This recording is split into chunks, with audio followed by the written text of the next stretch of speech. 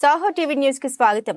సంగీత సాహిత్య నృత్యాది కళల మీద మమకారం, త్యాగరాజు కీర్తనల మీద మక్కువతో, త్యాగయ్య మీద ఆరాధన భావంతో, భక్తి ప్రపత్తులతో విశాఖపట్నంలో ఆ త్యాగ బ్రహ్మకు ఆలయమే నిర్మించాలనుకున్నారు స్వర్గీయ సుసర్ల సూర్య భగవత్ శంకర శాస్త్రి.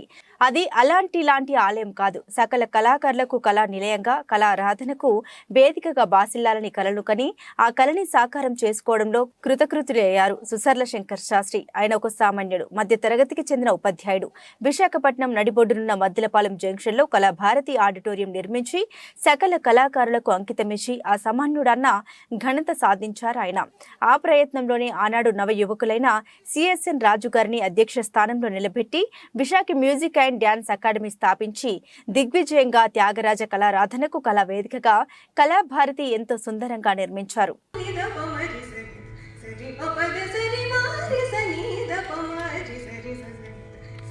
सरस्वती नमोस्तुते शारदे विद्याप्रदे सरस्वती नमोस्तुते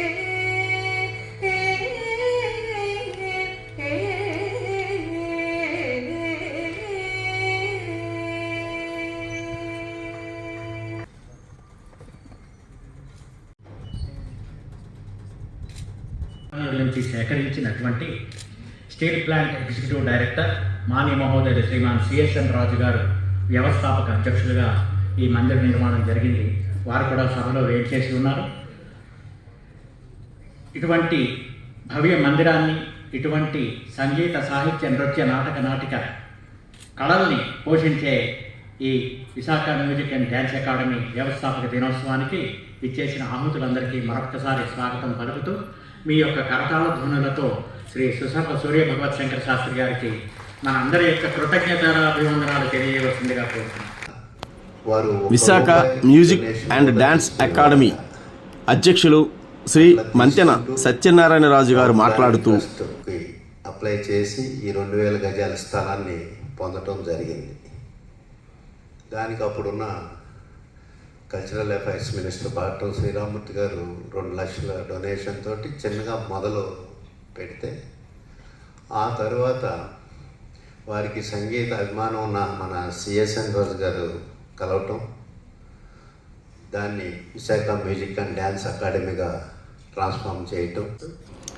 పైడా కాలేజీల వ్యవస్థాపకులు, Visakha music and dance academy trustee Shri Paida Krishnaprasad గారు మాట్లాడుతూ అకాడమీ ఒకటే చాలా యాక్టివ్గా ప్రోగ్రామ్స్ చేస్తుంది. సో అప్పుడే నేను అందులో వెంటనే రాగానే వారు చేసే కార్యక్రమాలకి ఎంతో ఆకర్షిస్తున్నాయి. ఆ లైఫ్ మెంబర్షిప్ ఆ రోజు తీసుకున్నాను. ఆ తర్వాత ఈ కళాభారతిని కట్టిన తర్వాత ఎన్నో సంవత్సరాలు ఈ కళాభారతి సగం నిర్మాణంలో ఉండిపోయింది. ఇటుపక్క మా స్నేహితులు ఈ కొట్టాపురం కాలనీలో ఉంటుండేవారు. అలా వచ్చినప్పుడు ఏంటో తెలిసేది కాదు, ఎందుకో ఇది సగం నిర్మాణం చేసి ఆగిపోయిందని చెప్పి అనుకుంటుండేవాడిని. ఏంటని తెలుసుకోవాలని ఆతృత ఆ రోజు కలగలేదు. కానీ ఆ తర్వాత ఇది ఓపెనింగ్ అవుతున్నప్పుడు అయిన తర్వాత ముందు కొంతమంది ఊళ్ళో ఉన్న పెద్దలు వచ్చి లైఫ్ మెంబర్షిప్ మీరు కట్టాలి తప్పదు అని చెప్తే, ఆ రోజున ఏంటో తెలియకపోయినా సరే ఇలా కార్యక్రమాలు చేస్తున్నారంటే నేను ఆల్రెడీ విశాఖ మ్యూజిక్ అకాడమీ ఉన్నది కదండి ఇక్కడ, మళ్ళీ Visakha music and dance academy 2వ సంస్థ ఎందుకు, అన్ని ప్రోగ్రాములు జరుగుతాయా అని చెప్పి ఇవి అప్పుడు చిన్న వయసులో అమాయకత్వంగానే అడిగాను. అంటే లేదండి ఇలా మంచి హాల్ కట్టాము, చాలా బాగుంటుంది, విశాఖ మ్యూజిక్ అకాడమీ కూడా హాల్ లేదు కానీ దీనికి పెర్మనెంట్గా హాల్ ఉన్నది, ఇన్ని మంచి కార్యక్రమాలు ఎక్కువ జరుగుతాయని చెప్పారు. సో అప్పుడు లైఫ్ మెంబర్ కింద జాయిన్ అవ్వటం జరిగింది. కానీ ఇప్పుడు కూడా కార్యక్రమాలకి ఆ రోజుండే వ్యాపార రీత్యా బిజీ షెడ్యూల్ వల్ల ఏమో కార్యక్రమానికి ఎప్పుడు కూడా హాజరు అవ్వలేదు. కానీ కొన్ని సంవత్సరాల తర్వాత ఈ సంస్థతోటి ఇంతటి అనుబంధాన్ని ఏర్పడుతుంది. ఈ సంస్థకి ఒక ట్రెజరర్ కింద నేను అవ్వగలుగుతానని చెప్పి ఆ రోజు తెలియకుండానే ఆ రోజు మెంబర్ కింద జాయిన్ అవ్వడం జరిగింది. సంగీతం అన్నది మా చిన్నప్పటి నుంచి కూడా సంగీతం మీద ఎంతో ఇంట్రెస్ట్. మా ఇంట్లో మా మేనత్తలో ఏడుగురు కూడా సంగీతంలోనే వాళ్ళు చాలా ప్రాక్టీస్ చేసి త్యాగరాజ కీర్తనలు మా చిన్నప్పటి నుంచి కూడా అందరూ పాడుతూ మా అందరికీ కూడా వినేవాళ్ళం. ఈరోజు ఈ కళాభారతిలో ప్రోగ్రాం అవుతే సాధారణంగా ఏ ప్రోగ్రాం జరిగినా సరే ఇక్కడికి వచ్చి ఈ కార్యక్రమాల్లో పాల్గొని ఎంతో కొంతసేపు పాల్గొని వెళ్తూ ఉంటాం. ఒక అలవాటు కింద జరిగింది. ఇలాంటి కార్యక్రమాలు చేయటం వల్ల రాజుగారు చెప్పినట్టుగా ఇలాంటి మంచి కార్యక్రమాలు చేయటం వల్ల దేశంలోనే అత్యంత విలువైన ఒక సంస్థ ఏది అంటే మన కళాభారతి ఆడిటోరియంము, Visakha music and dance academy. ఎందుకంటే పెద్ద పెద్ద ఆర్టిస్టులు కూడా ఇక్కడ వచ్చి ఈ స్టేజ్ మీద పెర్ఫార్మెన్స్ చేయాలి జీవితంలో అని చెప్పి ఎప్పుడూ కూడా వాళ్ళు జీవితాశయం కింద ఎంతోమంది జీవితాశయం కింద ఈ సంస్థలో ఒక కచేరీ చేయాలి అని చెప్పి వాళ్ళు ఎంతో ఆశతోటి వాళ్ళు జీవితాశయం కింద పెట్టుకున్నారు. అదే సంగతి ఇక్కడ ప్రోగ్రాం చేసినప్పుడు ఎంతోమంది పెద్ద పెద్ద కళాకారులు అందరూ కూడా ఆ సంగతిని మనందరి సభాముఖంగా కూడా తెలియపరిచారు. అందుకని చెప్పి ఈరోజు ఇంత మంచి కార్యక్రమాన్ని చేస్తున్న కళాభారతికి ప్రేక్షకుల ఆదరణ కరువవుతుంది.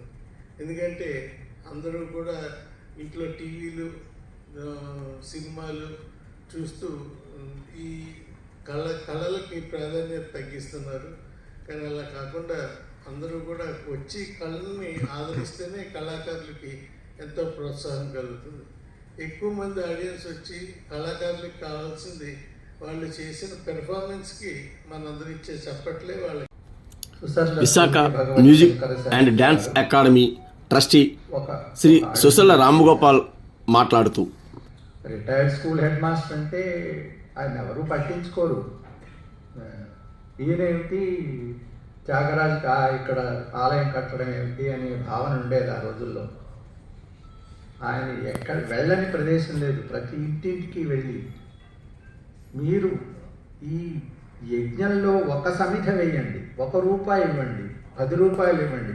మీరు ₹10 ఒకసారి ఇవ్వలేకపోతే 5 రూపాయలు ఇవ్వండి, 2 సార్లు వస్తాను, వచ్చి మీ దగ్గర తీసుకుంటాను అని ఆ విధంగా రూపాయి సంకలనం చేసి ఒక ప్రాజెక్టుని ముందుకు పెట్టుకున్నారు.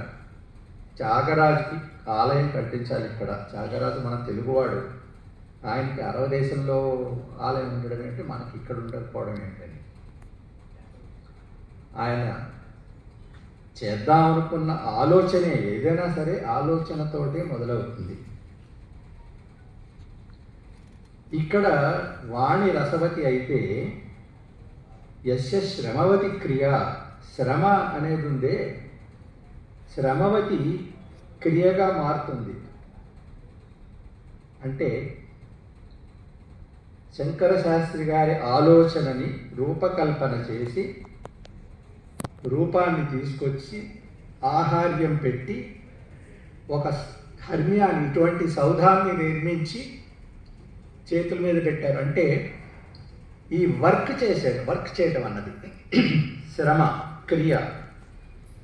ఆ శ్రమ చేయడం అన్నది, క్రియ చేయడం అన్నది శంకర శాస్త్రి గారి కుమారుడైనటువంటి మా బ్రహ్మశ్రీ గోపాల శాస్త్రి గారు చేశారు. కళాభారతిలో జరిగినటువంటి ప్రముఖ రాజకీయ నాయకులు శ్రీ చెరువు రామకోటయ్య గారు మాట్లాడుతూ, కిరీటం లాంటిది. కళాభారతిలో ప్రోగ్రాం చేశామని చెప్పి చెప్పుకోవడం వాళ్ళ జీవితంలో ఒక మంచి కార్యక్రమం లాంటిది. సాహిత్య రత్న అకాడమీ అవార్డు ఎలాంటిదో కళాభారతిలో ప్రోగ్రాం చేస్తే వాళ్ళకు వచ్చేటువంటి గొప్పతనం అలాంటిది. అందువల్ల ఈ కళాభారతి యొక్క వేదిక మీద ఏదైనా ప్రోగ్రాం తీసుకుంటే దాన్ని సక్సెస్ఫుల్గా దాని కనుక చేయకుండా అయిన ఏమీ లేవు. ఇంకా వాళ్ళలో సచ్చరిత లేకపోతే ఇక్కడికి వచ్చిన వాళ్ళు ప్రాపర్గా ఏమంటే కింద దిగి అటు నుంచి బయటకు వెళ్ళిపోవడం తప్పితే ఏం లేదు. ఇక సూర్య భగవత్ శాస్త్రి గారి కుటుంబం నిజంగా దేశభక్తుల కుటుంబం కింద చెప్పాలి. ఆయన్ని నేను దూరం నుంచి చూశాను గోపాల శాస్త్రి గారి సారథ్యంలో. కానీ ఆయన లాంటి మహానుభావుడిని మనం అసలు స్మరించుకోవటమే ఎంతో సంతోషమైన విషయం. ఆయన కుమారుడు గోపాల శాస్త్రి గారు నా యొక్క డెవలప్మెంట్లో దరిదాపుగా 50% గోపాల్ శాస్త్రి గారు నన్ను తీసుకెళ్ళి బిల్డర్స్ అసోసియేషన్లో నువ్వు మెంబర్గా ఉండాలి అని చెప్పి తీసుకొచ్చాడు. అంటే నేను కూడా ఆయనకి ఒక కుమారుడు లాంటి వాడిని, మావయ్య గారు అనేవాడిని, కానీ ఒక కుమారుడి కంటే ఎక్కువగా చూసుకునేవాళ్ళు ఆయన. అయితే ఎంత గొప్పతనం అంటే ఆయనది, మా ఇంటికి వచ్చేవాడు ఆయన వచ్చి మధ్యాహ్నం పూట వచ్చేవాడు. ఓ 10,000 అన్నారు రోజు. ఎందుకండి? ఏం లేదు, పివి నరసింహారావు స్టాచ్యూ పెడతాం 10,000. ఏమంటే ఈ వయసులో మీరు రావాల్సిన అవసరం ఉందా? ఫోన్ చేస్తే మేము వస్తాం కదా, మీకు మీ అబ్బాయికి తెలుసా ఈ విషయం? అవన్నీ నాకు తెలియదు. డ్రైవర్ని పంపించి నువ్వు ఇస్తావా లేదు. అలాగా కళాభారతిలో నువ్వు మెంబర్గా చేయరు. అంతకుముందు 5-6 సంవత్సరాల ముందు బిల్డర్స్ అసోసియేషన్లో మెంబర్గా చేస్తావు. ఇలా ప్రతి ఒక్క విషయంలో, నా జీవితంలో ప్రతి ఒక్క విషయంలో ఆయన నన్ను దీంట్లో ప్రత్యేకమైన దీంట్లో తీసుకెళ్ళారు. ఎందుకంటే ప్రాతస్మరణీయులు గోపాల్ శాస్త్రి గారు తలుచుకొని రోజు ఉండదని, అంత మహానుభావుడు ఆయన. ఇవాళ నిజంగా ఎవరు కూడా అలాంటి వాళ్ళు ఉండరు. మనం చాలామంది ఏమనుకుంటామంటే ఏంటి చేరస్తాం అని అనుకుంటాం, కానీ అలాంటి మనుషులు లేరు. ఆయన కుటుంబం అంతా కూడా అద్భుతమైనటువంటి వాళ్ళు. ఆయన అల్లుడు రాంబాబు గారు మహానుభావుడు, ఆయన కొడుకు ఈయన మన రామగోపాల్ గారు, అదేవిధంగా డాక్టర్ గారు ఆయన దగ్గరికి వెళ్ళాము. వెళ్తే ఆయనంత మహానుభావుడో చెప్పడానికి వెళ్ళలేదు. నేను మ్యాన్స్ డైరెక్టర్గా చేశారు ఆయన, వైస్ ఛాన్సలర్. ఆయనంత గొప్పవాడో చెప్పడానికి వెళ్ళలేదు. అసలు వాళ్ళ కుటుంబంలో ఎందుకు ఈ నరంలో ఇలా కంటిన్యూ అవుతూ వచ్చిందో నాకు అర్థం కాలేదు. ఇందిర గారు చేసినటువంటి కృషి, డాక్టర్గా ఆవిడ చేసినటువంటి కృషి, ఆవిడ డాక్టరేట్ చేసుకుని ఆవిడ విశ్వనాథ్ గారి మీద రాసింది చూస్తే నెక్స్ట్ తరానికి కూడా వాళ్ళు చిరస్మరణ అయింది. అంత అద్భుతమైనటువంటి కుటుంబం వాళ్ళది. రాంబాబు గారు వీళ్ళు చేస్తున్నారు. లేకపోతే సిఎస్ఆర్ మన రాజు గారి గురించి చెప్పాల్సిన అవసరం లేదు. నాకు అత్యంత ఆప్తులు, ముఖ్యులు. ఈ ఊరిలో నన్ను 3-4 ఎరా అని పిలుస్తారు. ఆ పిలిచేవాళ్ళు రాజుగారు. ఎందుకంటే నాకు అత్యంత ఇష్టడు. ఎందుకంటే నాకు దరిదాపుగా 1988 దగ్గర నుంచి నాకు అత్యంత ఇష్టడు. చాలా ముఖ్యులు, చాలా గొప్ప మనిషి. ఎందుకంటే ఆయన చేసింది కానీ, పద్ధతి కానీ, ఆయన చేసిన కన్స్ట్రక్షన్స్ కానీ, ఆయన చేసిన విధానం కానీ ఎక్కడ కూడా ఎంచడానికి ఆస్కారం లేనటువంటి విధంగా ఉంటుంది. రామకృష్ణ రాజు గారు అంటే అద్భుతమైన మనిషి. ఆయన అలాంటి వాడు. అలాగే ఇటుపక్క ఉన్నటువంటి మా గురువు గారు అల్లుడు, నాకు వాక్శుద్ధిని ఇచ్చినటువంటి మా గురువు గారు శ్రీ రోసయ్య గారు అల్లుడు. అదేవిధంగా నేను ఎప్పుడు ఊర్లో పిలిచేవాళ్ళలో, మాకు బావాని పిలిచేవాళ్ళలో గురుపుత్రిని చేసుకున్నాడు కాబట్టి, గురుపుత్రి అంటే మా అక్క కాబట్టి అందుకని బావగారు అని చెప్పి పిలుస్తూ ఉంటాం. అందుకని ఇక్కడ ఉన్నటువంటి వీళ్ళందరి ముందు మనం మాట్లాడటానికి చాలా తక్కువ. కానీ ఇంత అద్భుతమైనటువంటి కార్యక్రమాన్ని చేశారు. ఇందాక చెప్పారు, ఇంకొక బావ చెప్పారు, ఆయన అక్కడ నుంచి శ్రీ రమామూర్తి గారు కూడా చెప్పారు చాలా క్లియర్గా. కళాభారతిలో కంపల్సరీ మెంబర్షిప్ అవ్వటం కోసం చాలామంది కృషి చేయండి. ఇది చాలా ఇంపార్టెంట్ విషయం. ఏదో వయసు అయిపోయిన వాళ్ళు రావటం కాదు. సంగీతం మీద కంపల్సరీ ఒక చిన్న అవకాశం చేరితే ఏంటంటే మెంబర్స్ కనుక ఎక్కువగా ఉంటే కనుక చాలా బాగా దీన్ని అభివృద్ధి చేయడానికి అవకాశం ఉంటుంది. అలాగే Visakha music and dance academy ఎంతో కాలంగా ఎల్ఎస్ఆర్ కృష్ణశాస్త్రి గారు, క్షీరసాగర్ గారు వాళ్ళందరూ చేసినటువంటి కృషి ఫలితంగా ఇవాళ అద్భుతమైనటువంటి దీంట్లో విఎండిఏ కూడా రన్ అవుతుంది. అందువల్ల నా సిన్సియర్ రిక్వెస్ట్ ఏంటంటే ఎట్టి పరిస్థితిలో ఈ కళాభారతి, విఎండిఏ రెండింటినీ కూడా రెండు కళ్ళు లాంటివి. ఇవి శాస్త్రి గారు చేసినవి. సుసన్న వారి గురించి మనం ఎంత చెప్పుకున్నా కూడా, కొన్ని రోజులు చెప్పుకున్నా కూడా సరిపోతుంది. ఎందుకంటే వాళ్ళ మనవడు చెప్పాడు, 5 రూపాయలు అంటే 5 రూపాయలు ఇవ్వండి, 10 రూపాయలు అంటే 10 రూపాయలు. అదే బాణి సేమ్ మన గోపాల్ శాస్త్రి గారు కూడా, నన్ను కానీ, విజయ్ కుమార్ గారు కానీ, లేదా కుమార్ రాజా కానీ, మా మిత్రులందరినీ కూడా builders association Visakhapatnam chapter start చేసింది ఆయన మహానుభావుడు. చేసి నన్ను నేషనల్ వైస్ ప్రెసిడెంట్ పొజిషన్ తీసుకెళ్ళినటువంటి వ్యక్తుల్లో గోపాల్ శాస్త్రి గారు.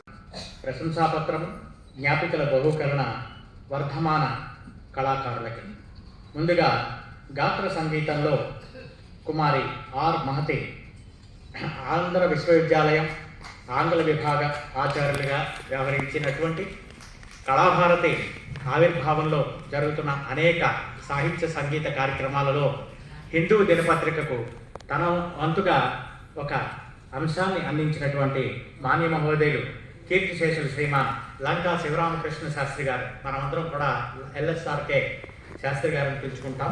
వారి యొక్క స్మృతి చిహ్నంగా గాత్ర సంగీతంలో కుమారి ఆర్ మహతికి నగదు పురస్కారము, ప్రశంసాపత్రము, జ్ఞాపిక.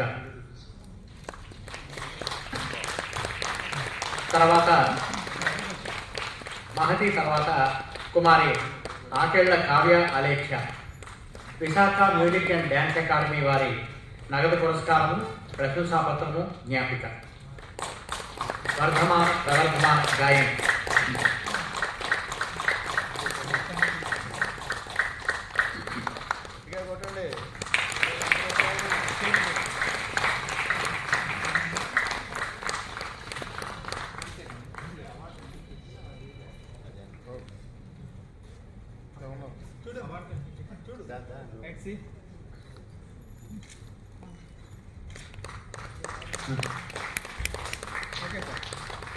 కుమారి Akella Kavya Alekhya Visakha music and dance academy వారి ప్రాయోజితంతో ఈమెకి నగదు పురస్కారము, ప్రశంసాపత్రము, జ్ఞాపిక.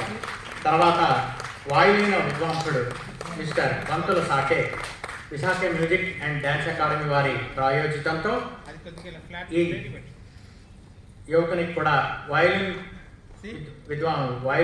వాద్యంలో నగదు పురస్కారము, ప్రశంసాపత్రము, జ్ఞాపిక. వీరు అమెరికాలో ఉంటారు.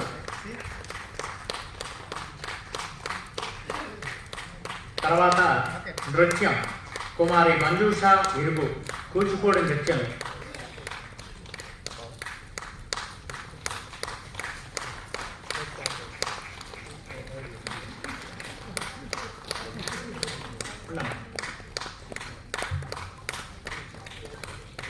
తర్వాత నృత్యంలో కుమారి మంజూష ఇరుగు అమెరికా వాస్తవ్యులైనటువంటి డాక్టర్ శ్రీరామ్ సొంఠి గారు వారి తల్లిదండ్రులకి స్మారకంగా ఈ అమ్మాయికి నగదు పురస్కారము, ప్రశంసాపత్రము, జ్ఞాపికని అతిథుల ద్వారా అందించేస్తున్నారు.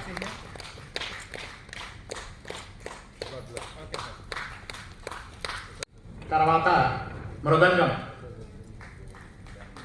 సద్గురు సంగీత విద్వాన్మణి రామవరపు విజయలక్ష్మి గారి స్మారకంగా వారి కుమారి ప్రముఖ వైణిక విద్వాంసురాలు డాక్టర్ ఆర్ మాధురీదేవి గారు ప్రాయోజితం చేసినటువంటి నగదు పురస్కారము, ప్రశంసాపత్రము మరియు జ్ఞాపిక చిరంజీవి ఎం కృష్ణసాయి, బెంగళూరు.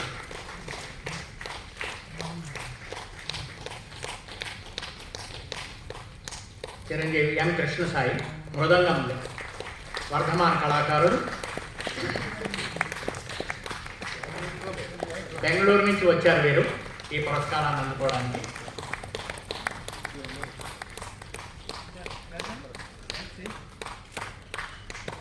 ఈ వర్ధమాన కళాకారుల్ని సత్కరించిన అతిథులందరికీ కూడా ధన్యవాదాలు తెలియజేస్తూ ఈనాటి ముఖ్యాన్ని మైడా కృష్ణప్రసాద్ గారిని, శ్రీ రాంబాబు గారిని కోరుతున్నాను. అందరికీ అభినందనలు. నిలబడండి.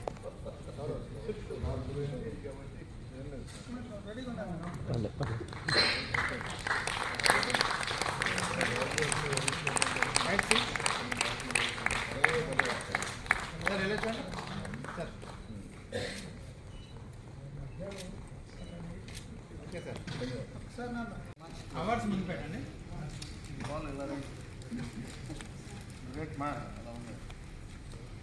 పురస్కార గ్రహీతలతో ఒక సామూహిక ఛాయాచిత్రం మన పెద్దలందరూ ప్రస్తుతం తీసుకుంటున్నారు. అభినందనలు. కంగ్రాచులేషన్.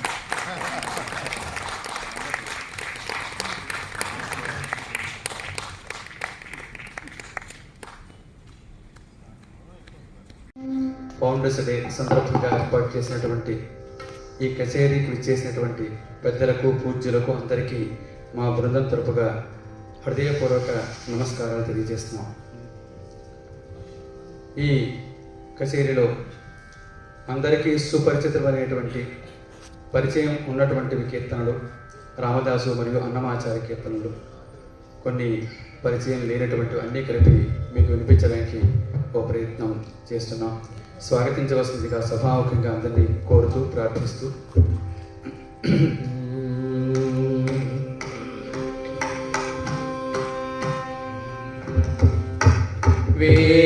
వెంకటేశ పరబ్రహ్మ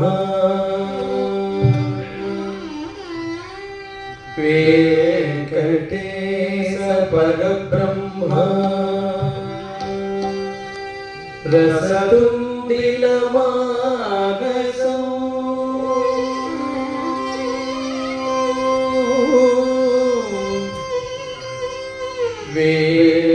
వెంకటేశ పరబ్రహ్మ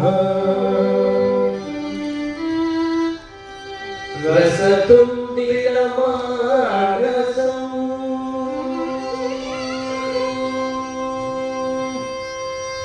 అధ్యాత్మ విద్యా మర్మజ్ఞం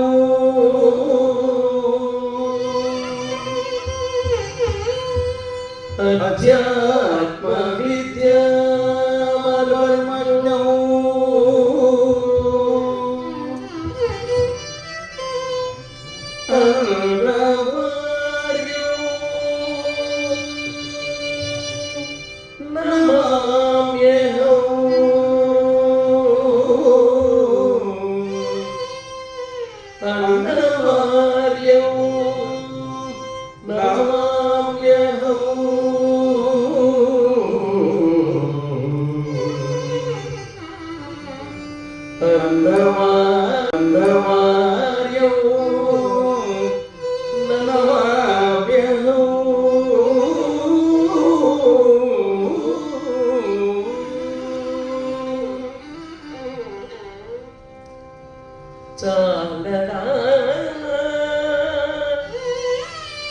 హరినామ సౌఖ్యామృతము తమకు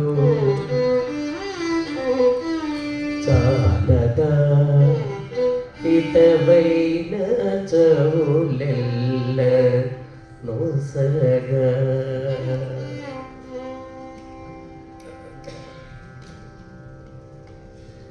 చాలదా